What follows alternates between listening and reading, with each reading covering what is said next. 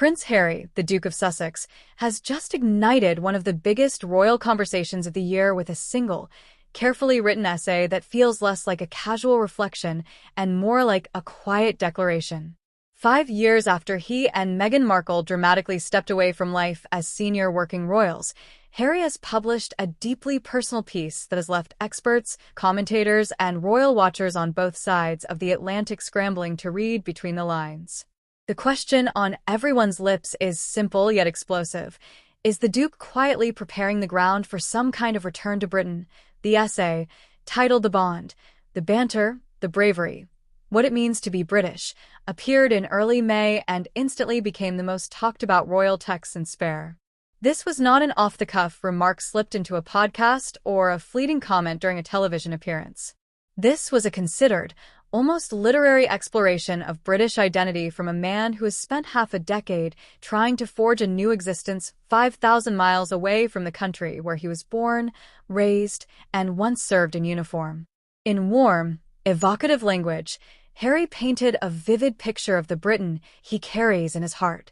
The easy camaraderie of army mess halls, the self-deprecating humor that fills clubhouses and corner pubs, the roar of football terraces, the unspoken understanding that links people across class, region, and background.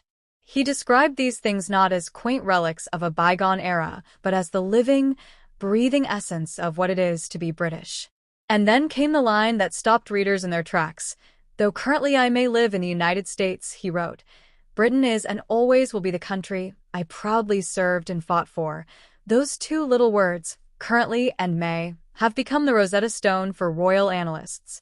Communication and body language expert Judy James, who has spent decades decoding the subtle signals of the Windsor family, immediately zeroed in on the phrasing. Harry did not write, I now live in America, which would have been final and factual. He did not say, I have made my home in the United States, which would have sounded settled and permanent. Instead, he chose currently and paired it with a tentative may, two words that together create a powerful sense of impermanence. As James told the Mirror, currently is a negotiable term. It implies something temporary, something that could change tomorrow if circumstances shift. When you add may, the sentence practically breathes possibility. In plain English, Harry just told the world, in the most polite and princely way possible, that living in California might not be forever. This is not the first time homesickness has been whispered about in connection with the Duke of Sussex. Over the past 5 years, friends have occasionally let slip that Harry struggles with certain aspects of American life. The different cadence of humor, the absence of centuries-old traditions, the feeling of being culturally adrift.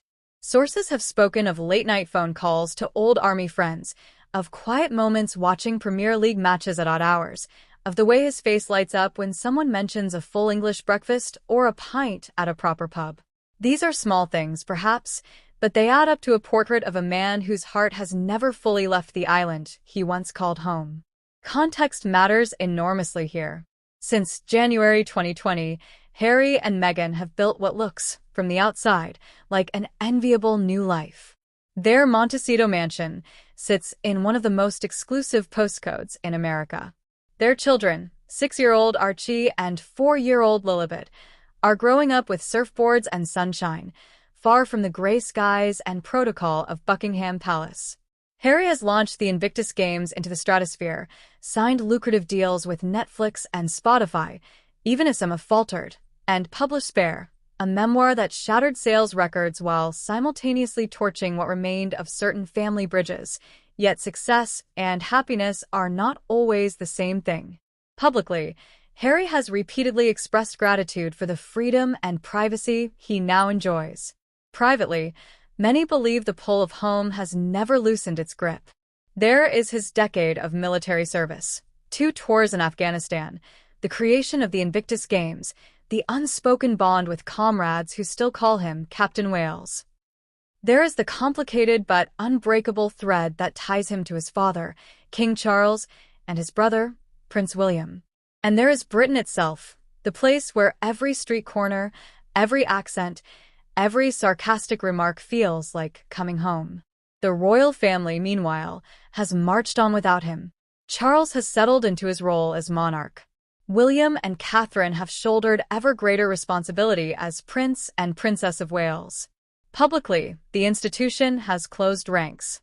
Privately, the question of reconciliation hovers like unspoken mist. Charles, by all accounts, still loves his younger son deeply. William and Harry were once inseparable.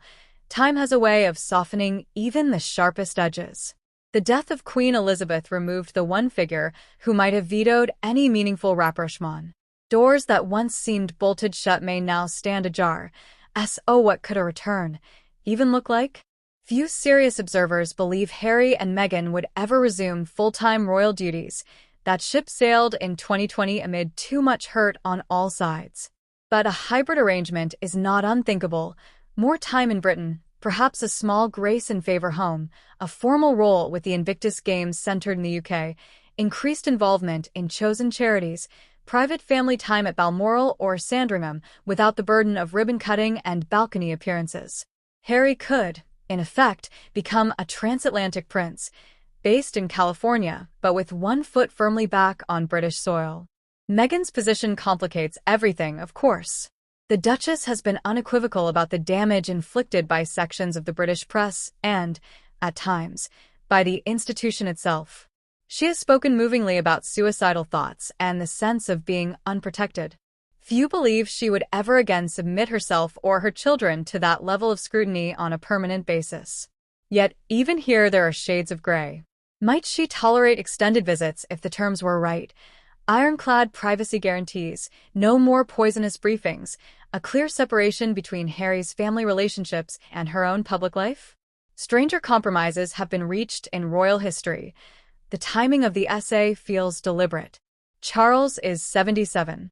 His reign, however long, will be shorter than his mother's. When William ascends the throne, an entirely new chapter begins. The brothers' legendary closeness in childhood and young adulthood is not easily erased. A future king who chooses to heal the rift with his only sibling would be seen by many as an act of grace, not weakness. What Harry has done with this essay is masterful in its subtlety.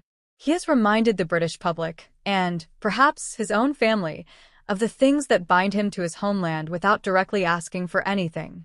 He has signaled pride rather than remorse, love rather than bitterness. Most crucially, he has used language that keeps every option alive. Currently and may are not accidents. They are breadcrumbs. Whether those breadcrumbs lead anywhere remains one of the most tantalizing open questions in modern royal history. Will we see Harry at more British events in the coming year? The Invictus Games in Birmingham in 2027, perhaps, or a quiet presence at Trooping the Colour? Will photographs emerge of Archie and Lilibet playing on English beaches while their father attends private family meetings? Or will this essay ultimately stand as a beautiful but ultimately wistful love letter to a country he can visit but never truly rejoin? Only Harry knows the answer right now. What is certain is that he has just shifted the narrative in a way no one saw coming. After 5 years of being written off as the runaway prince who turned his back on duty, home, and family, he has reclaimed the story on his own terms. Britain, he is saying, gently, firmly, unmistakably, still courses through his veins. The world is watching. The door he once slammed shut may not be wide open, but for the first time in years, it no longer looks completely locked.